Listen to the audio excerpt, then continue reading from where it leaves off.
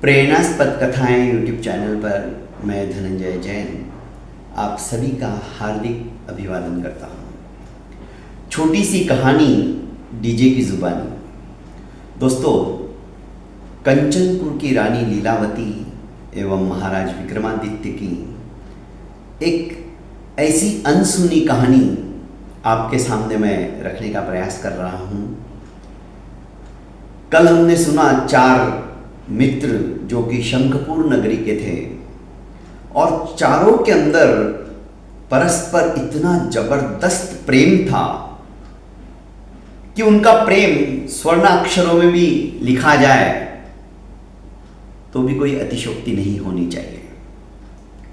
चारों विभिन्न विभिन्न जाति के, धर्म के, फिर भी दूध शर्करा की तरह उनका प्रेम था। व्यापार के लिए चारों मित्र अपने नगर से, अपने राजधानी से अन्यत्र जाने के लिए समुद्यत हो गए। जैसे ही दूसरे नगर की प्रवेश सीमा के अंदर वे पहुंचते हैं तो एक भयंकर जंगल शुरू हो जाता है और जंगल में हिंसक जानवर तो रहते ही हैं। उन जानवरों से अपने आप की सुरक्षा के लिए चारों निर्णय लेते हैं कि हम बारी बारी से रात को पहरा देंगे। सबसे पहले काष्ठशिल्पी प्रथम प्रहर में जाग कर पहरा देता है। दूसरे प्रहर में वस्त्रशिल्पी, तीसरे प्रहर में सुनार और चौथे प्रहर में, अंतिम प्रहर में ब्राह्मण देवता। इस तरह का उनका निर्णय हो जाता है और उसको अमली रूप देने के लिए सबसे पहले प्रथम प्रहर में काष्ठशिल्पी अपने समय का सदुपयोग करते हुए एक सुंदर सी काष्ठ की मूर्ति तैयार करता है, आदमकद। जितनी हाइट मनुष्य की, स्त्री की रहती है उतनी, और एक सुंदर सी प्रतिमा वो इस प्रहर के अंदर, प्रथम प्रहर में निर्माण कर देता है। अद्भुत कला, साक्षात मानो मूर्ति बोल रही हो।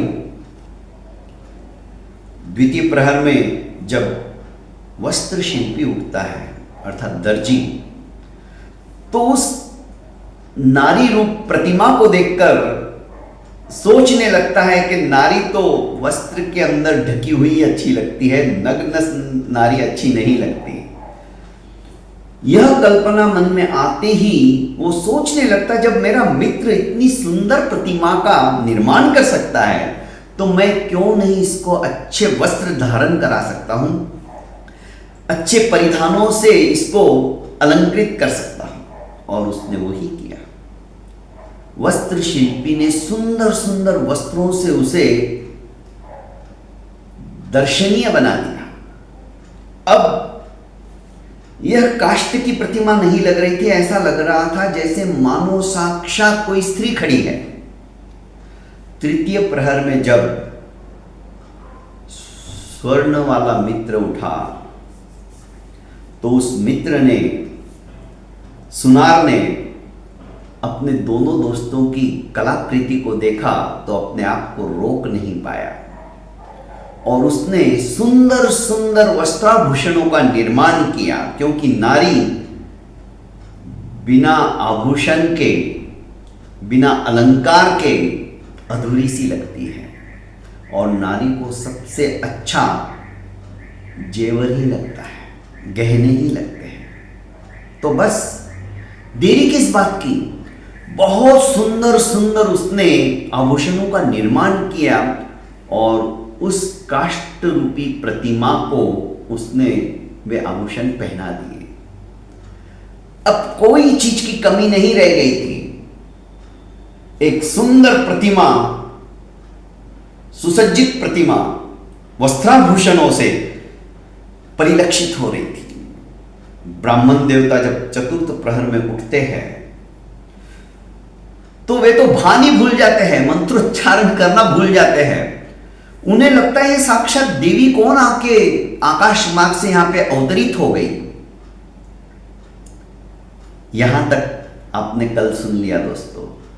आज इसके आगे की कहानी मैं सुनाता हूं। ब्राह्मण देवता ने सोचा कि जब काष्ठ शिल्पी इतना सुंदर कला का निर्माण कर सकता है, वस्त्र शिल्पी अपनी अनूठी कला से इसको वस्त्र का परिधान धारण करवाकर इसे नारी का सर्वश्रेष्ठ रूप दे सकता है, स्वर्णाभूषणों से सुसज्जित कर ये सुनार भी अपनी कला में पीछे नहीं हटता है, तो अब तो बारी मेरी है।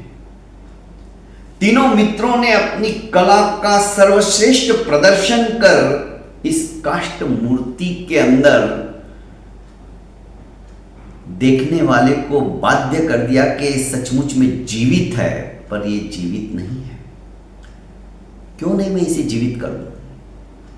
मेरे पास तो अपार मंत्रों की शक्ति है और हम अपनी विद्या का बाहर प्रयोग करने के लिए तो घर से निकले हैं।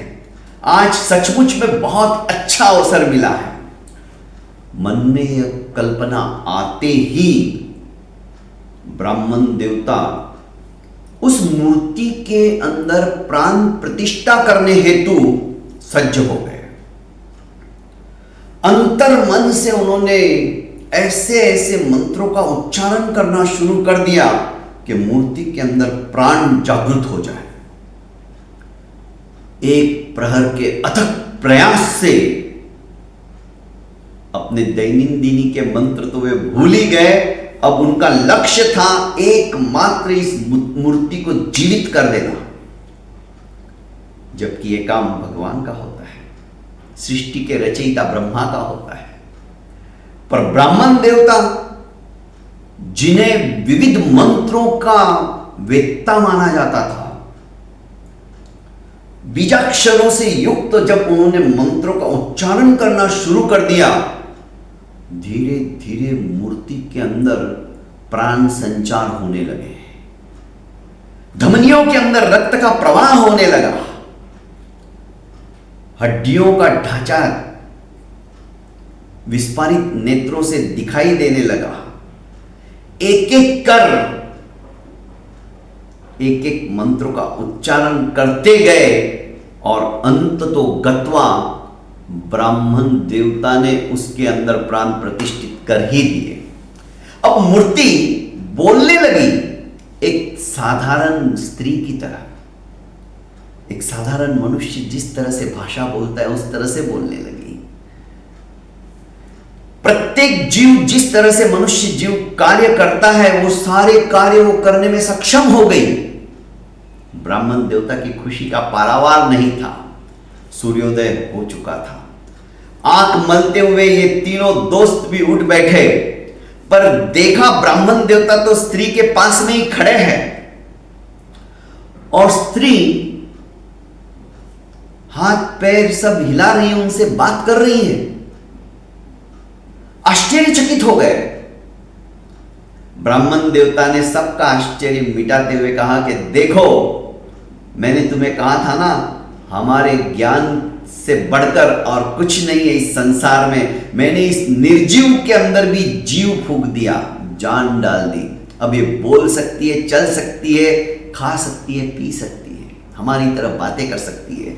कोई भी इसे काष्ठ की मूर्ति अब नहीं कहेगा। ये सजीव हो गई है, ये सचमुच की स्त्री बन गई है और इसके अंदर जान मैंने फूकी है।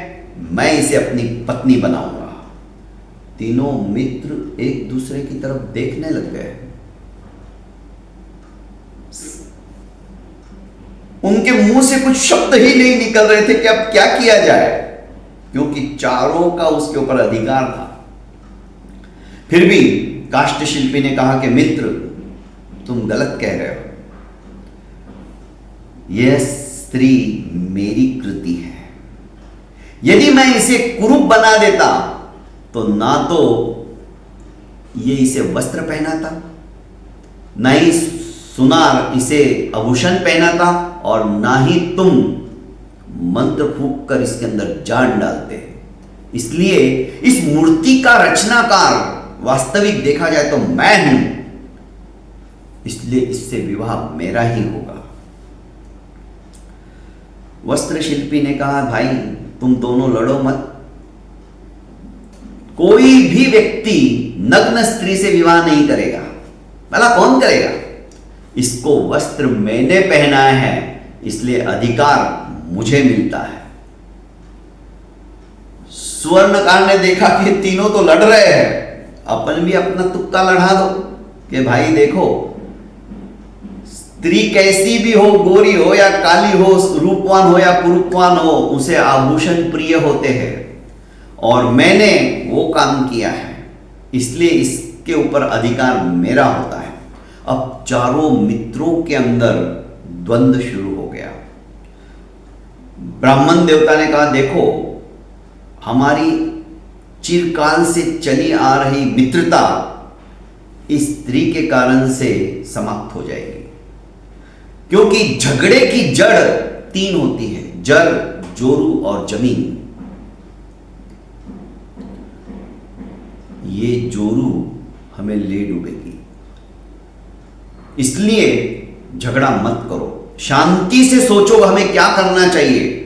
हम यहां झगड़ा करने के लिए अपनी शंखपुर नगरी को छोड़कर नहीं आए हैं, हम कुछ कमाने के लिए आए। हमारा कमाने का उद्देश्य भी एक तरफ रह गया। ये जीती जागती नारी के पीछे मन में तो मेरे आ रहा है कि वापस में इसे काष्ठ की मूर्ति बना दूं, पर मैं ब्राह्मण हूं, मुझे हत्या का पाप लगेगा। मैं किसी को जीवन दान तो दे सकता हूं, पर किसी का जीवन नहीं ले सकता हूं।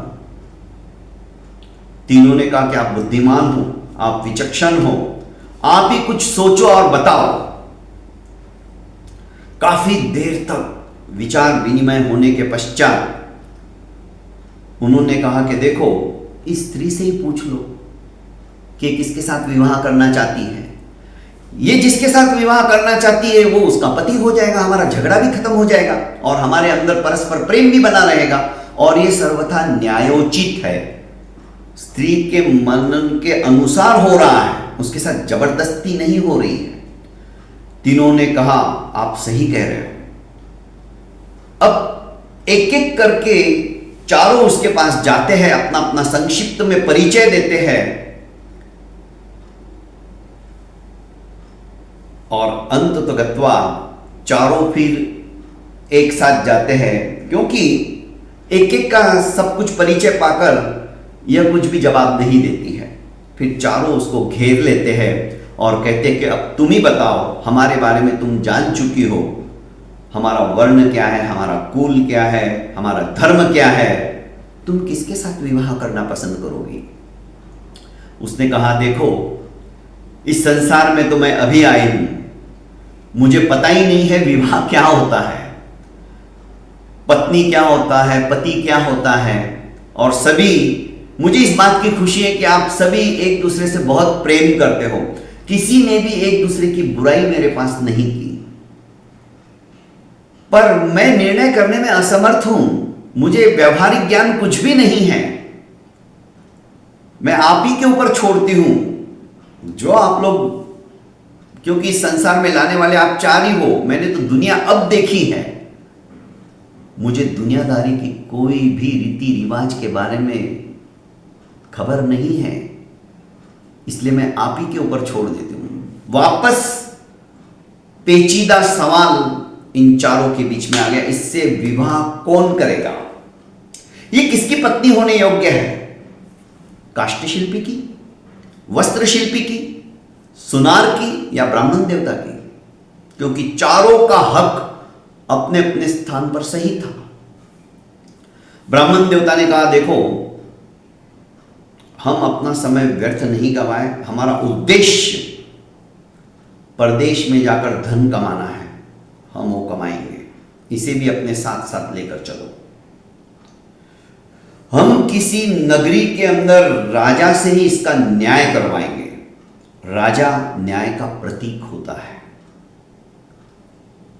और इस नगरी के अंदर हम ज़्यादा से ज़्यादा शहर में पहुंचने ही वाले हैं, पूछेंगे हम राजधानी कहाँ है और वहां का राजा कैसा है। काष्ठ शिल्पी ने कहा कि ब्राह्मण देवता तुम सही कहते हो, क्योंकि राजा जो हम आज तक सुनते आए हैं कई तरह के होते हैं, उसमें ज्यादातर 99% राजा स्त्री के प्रति आकृष्ट होने वाले होते हैं, अय्याशी करने वाले होते हैं। न्याय नीति उनके लिए कुछ नहीं रहता है। पूर्वजों से उपार्जित उनको राज्य मिल जाता है और वो अय्याशी हो जाते हैं। जिस नगरी के अंदर हम जा रहे हैं, पहले अलग अलग लोगों से पूछेंगे वहां का राजा कैसा है। यदि न्यायप्रिय है तो ही हम उसके पास जाएंगे, वरना उसकी क्या नियत का भरोसा, वो इसे ही ले ले। इसके रूप, इसके सौंदर्य को देखकर किसका मन विचलित नहीं होगा। तीनों ने कहा बात तो काष्ठशिल्पी सही कह रहा है, और वे वहां से चल पड़ते हैं, नगर में पहुंचते हैं। अब धीरे धीरे पास का जो पैसा था सभी का समाप्त होने आया था इस स्त्री के कारण से, क्योंकि चारों छोड़ के जाना नहीं चाहते थे। आखिर निर्णय किया कि इसको सही शिक्षा दीक्षा देने का काम ब्राह्मण ही कर सकता है। हम तीनों कमा कर लाएंगे, सायंकाल वापस यहां पर एकत्रित होंगे, एक सराय में रुक जाते हैं, धर्मशाला में रुक जाते हैं। तब तक, जब तक कि हम यहां पे रहते हैं, ब्राह्मण इसे सुशिक्षित करेगा, व्यवहारिक ज्ञान देगा और हम कमा कर ला कर देंगे। ब्राह्मण देवता को कमाने की जाने की जरूरत नहीं, क्योंकि ये अकेली रहेगी या कहीं और निकल गई तो इसे खोजना बड़ा मुश्किल हो जाएगा। चारों ने इस बात को मान लिया। अब इसकी शिक्षा दीक्षा शुरू हो गई। व्यवहारिक ज्ञान देना ब्राह्मण देवता के जिम्मे आ गया था। अब इसकी बुद्धि की और ज्यादा, एक तरह से ये कहा जाए कि विकसितता होने लगी। जैसे बच्चे के अंदर बुद्धि उतनी नहीं होती है, उसकी सोच, उसकी समझ, ये बच्ची थी, क्योंकि इसका जन्म तो अब हुआ था, पर ये बड़ी दिखाई दे रही थी क्योंकि इसकी हाइट इतनी कर दी गई थी। खैर, इसकी शिक्षा दीक्षा शुरू हो गई, इसका मस्तिष्क विकसित होने लगा, डेवलप होने लगा, अत्यंत प्रत्युत्पन्नमति वाली ये बनने लगी। लोगों को पता चला, लोगों के कहने से, कि यहां का जो राजा है अत्यंत न्यायप्रिय है। इन चारों ने सोचा कि हमने भरपूर पैसा भी कमा रहे हैं, कमाते चले जा रहे हैं, चलो हम जाकर राजा से पहले इसका न्याय कर ले। और चारों चलने के लिए उस नगरी से उद्यत हुए, क्योंकि वहां पहुंचने में कम से कम 2 महीने इनको लगने वाले थे। अब इस 2 महीने के अंदर जिस भी गांव में जाते, काम करते, सायंकाल आते, ताकि इनका गुजर बसेरा चलता, और ब्राह्मण देवता जहां पर भी इनका रुकने का स्थान रहता, वहां पर इसे शिक्षा और दीक्षा देते रहते थे। दोस्तों, आखिर वो दिन आ गया। 2 महीने के पश्चात ये राजधानी के अंदर पहुंच गए। एक धर्मशाला में रुके। उस धर्मशाला के पीछे ही बहुत बड़ा उद्यान था, राजकीय उद्यान था। अब कई बार इन्होंने प्रयास किया कि राजा के पास जाकर न्याय करे, पर राजा से मिलना इतना आसान होता है क्या? इन्हें 15 दिन व्यतीत हो गए, राजा से मिलना तो दूर रहा, राजा के सेवकों ने उन्हें दूर से ही भगा दिया। और ये बातें किसी को कह नहीं सकते थे, क्यों मिलना चाहते हो? इस तरह से उस स्त्री का निर्माण हुआ। लोग हंसा ही करते, कोई विश्वास ही नहीं करता। आखिर एक दिन स्वर्णकार ने सोचा कि क्यों नहीं द्वारपाल को घूस दे दी जाए, तो शायद जाने देगा। उसने द्वारपाल से कहा कि भाई, यदि तुम्हारी कोई दक्षिणा हो तो बता दो, हम तुम्हें देख के फिर राजा से मिलना चाहते हैं, हमारा न्याय करना बहुत जरूरी है। उसने कहा, आज ये बात तुमने कह दी, कल यदि कहोगे ना तो जिंदगी भर दंडाधिकारी को कहकर तुम्हें कारावास में डलवा दूंगा। तुम घूस देना ही भूल जाओगे। यहां के राजा न्यायप्रिय है। अरे तो इसीलिए तो हम आए हैं, पर तुम जाने ही नहीं देते हो। आखिर उदास होकर स्वर्णकार आ गया। और दोस्तों, वे चारों बैठे ही थे कि दंडाधिकारी उसी उद्यान के अंदर घूमने के लिए आया। ये चारों इन चारों ने मिलकर उस लड़की का नाम, अभी नाम क्या रखे, किस नाम से उसको संबोधित करे। नाम तो कोई था नहीं, उसका कोई गोत्र था नहीं, क्योंकि इन्होंने उसकी निर्मिती की थी, तो उन्होंने उसका नाम अनामिका रख दिया। तो अनामिका के साथ में चारों उस उद्यान में भ्रमण कर रहे थे, खेल रहे थे। दंडाधिकारी ने देखा कि 4 व्यक्ति और एक स्त्री, उसे थोड़ा अटपटा लगा। सोचा कि माजरा क्या है, डाउट आया, शंका हुई, नजदीक आया कि तुम कौन हो, कहां से आए हो। ब्राह्मण देवता ने काष्ठ शिल्पी की तरफ इशारा करते कहा कि रामदास है, हम शंखपुर नगरी के हैं। वस्त्र शिल्पी की तरफ इशारा करते हुए कहा ये विलास दास है, ये वस्त्र शिल्पी है, दर्जी है। सुनार की तरफ इशारा करते हुए कहा कि लीलाचंद है। दंडाधिकारी ने कहा मेरे को तुम्हारे नाम मत बताओ, ये बताओ ये स्त्री कौन है, इसका परिचय बताओ, इसके मां बाप कौन है। अब चारों घबरा गए, ये कहां की है, एक के बाद एक सवाल आते ही इनके तो होश उड़ गए। अब जवाब क्या दे, उसका कोई गांव नहीं था, उसके माता पिता का तो पता ही नहीं, क्योंकि उन्होंने ही जन्म दिया था उसे। आखिर ब्राह्मण देवता ने हिम्मत करके कहा कि दंडाधिकारी जी आप कुपित मत होइए, ये वस्तु स्थिति है। दंडाधिकारी तो पहले उनकी कहानी सुनकर बहुत हंसा। उसने कहा तुम लगते तो भले आदमी हो, पर तुमसे झूठ भी नहीं बोला जाता है अच्छी तरह से। भला ये मनगढ़ंत कहानी तुम क्या सुना रहे हो मुझे। उसने कहा ये मनगढ़ंत कहानी नहीं है, ये हकीकत है, और हम वारंवार राजाधिराज के पास जाने की चेष्टा कर रहे हैं, पर हमें वहां पे जाने ही नहीं दिया जा रहा है। दंडाधिकारी को लगा कि देखो न्याय तो राजा ही करेंगे, पर तुम्हारी बातें उटपटांग है, बिना सर पैर की है। खैर कल सवेरे 7 बजे पश्चिमी द्वार के पास पांचों के पांचों आ जाना, तुम्हें राजा के समक्ष मैं खड़ा करूंगा। चारों ने हाथ जोड़कर कहा हम तो यही चाहते हैं कि राजा हमारे इसका न्याय करे। दोस्तों अब दूसरे दिन की प्रतीक्षा प्रातःकाल की पांचों मिलकर करने लगे कि अब तो राजा हमारा न्याय कर देगा, और समस्या का समाधान मिलते ही राजा जो भी निर्णय देगा हमें सबको मंजूर रहेगा। ये पांचों ने निश्चय कर लिया था। अब कल सवेरे दंडाधिकारी क्या उन्हें राजा के पास ले जाएगा? क्या राजा समुचित न्याय कर पाएगा या नहीं कर पाएगा? इन चारों की समस्या इतनी जटिल थी कि कौन उसका पति बनने लायक है, योग्य है, ये उत्तर क्या राजा के सभासद या विद्वान मंडली दे पाएगी, या राजा उनकी कपोल कल्पित बातें सुनकर उन सभी को कारावास में डाल देगा? कई तरह के प्रश्न आज भी हमारे मन मस्तिष्क में हैं, पर दोस्तों समय हो गया है और आवश्यक कार्य से मुझे दूसरे काम भी करने हैं। कल जरूर इन चारों की समस्याओं का निराकरण हम करेंगे और आपके सामने आगे की कहानी रखने का प्रयास करूंगा। बहुत बहुत धन्यवाद दोस्तों। मेरे इस YouTube चैनल को आपने लाइक एवं सब्सक्राइब नहीं किया तो कर लीजिए, और ज़्यादा से ज़्यादा इसे अपनों को शेयर कीजिए। प्रणाम।